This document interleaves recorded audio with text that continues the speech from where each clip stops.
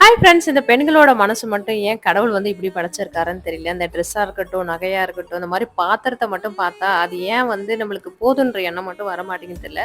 இதை இப்போ எதுக்காக நான் சொல்றேன்னா, அந்த ஸ்பூனை பாருங்க, எவ்வளோ ஸ்பூன் இருக்கு. இருந்தாலுமே இந்த ஸ்பூன் மேல எனக்கு என்னன்னு தெரியல, ஒரு ஆசை வந்துடுச்சு. சரி வாங்கிடலாம் அப்படின்னு வாங்கியிருந்தேன். நல்லா பார்க்கறதுக்கு நல்லா இருக்கு.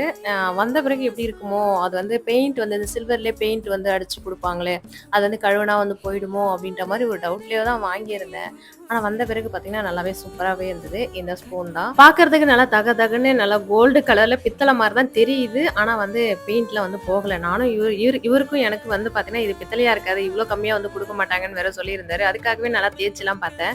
பித்தளை தான், நல்லா தான் இருக்கு. பாக்குறதுக்கு நல்லா ஃபினிஷிங்குமே நல்லா இருக்கு. ஏதாவது வந்து எடுத்து போடுறதுக்கு நல்லா வீடியோக்குலாம் நல்லா இருக்கும்ன்றதுனால ஒரு ஒரு டிசைன் வந்து சூப்பராவே இருந்தது பாக்குறதுக்கு. ஒரு ஒரு ஸ்பூனுமே ஒரு ஒரு ஃப்ளவர் டிசைன்ல இருந்தது. எனக்கு 4மே வந்து பிடிச்சிருக்கு. உங்களுக்கு எது பிடிச்சிருந்தது அப்படின்றத கமெண்ட்ல சொல்லுங்க.